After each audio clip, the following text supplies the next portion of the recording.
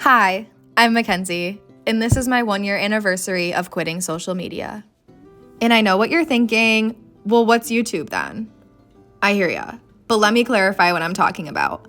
Instagram, Facebook, TikTok, well, I've actually never had TikTok, and I don't even really know what Twitter is, but I'm talking about things that promote infinite scrolling. Things where you want to see how many likes you get, where followers are a social status symbol, and you have to make sure that you edit that picture so it fits the aesthetic of your feed.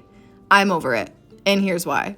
About 2 years ago, I went through a big change in my life, and everything that I was seeing on social media was slowing my healing.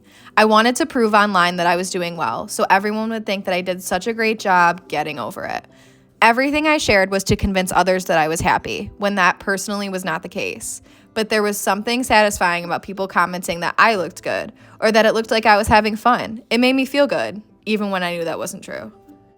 So I had periods of time that I took a break from social media. I tried to set those time limits on your phone that sends you a notification when you spent more than 15 or 30 minutes a day on it, which are a joke, by the way, because they don't actually prevent you from using it.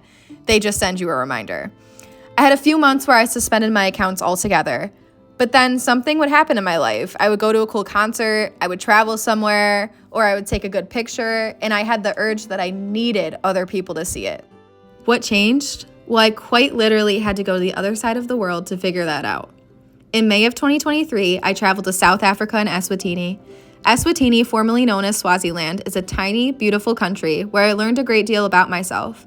I'm not sure if it was the combination of the nature, the lack of service, the inability to use social media when I was there, or just the newfound appreciation of life that I had when I got back.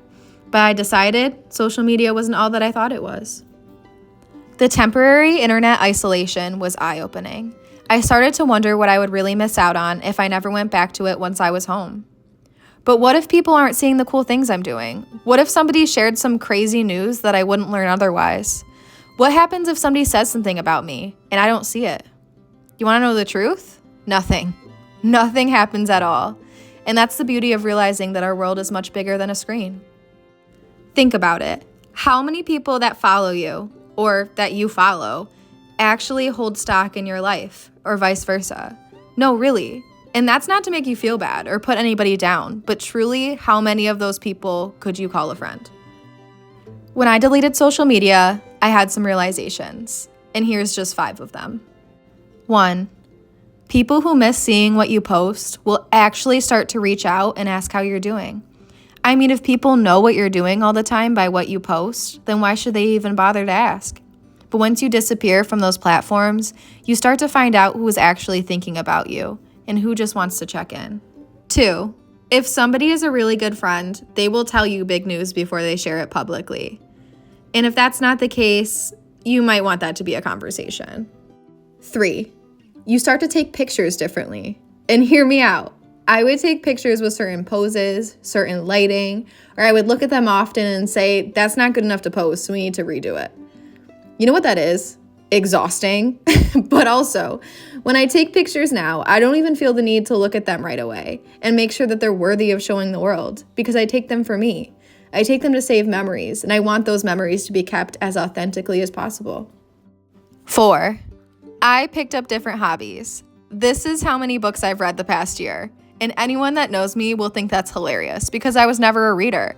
But it's because I never thought that I had the attention span for books. Honestly, when we're used to the instant gratification that social media gives us, it's easy to not have an attention span for anything else. 5. Human interaction. I talk to people more. Think about how many times people would post a picture for your birthday, but not actually reach out to you and ask how your day was. I love calling people in an age where phone calls are dying.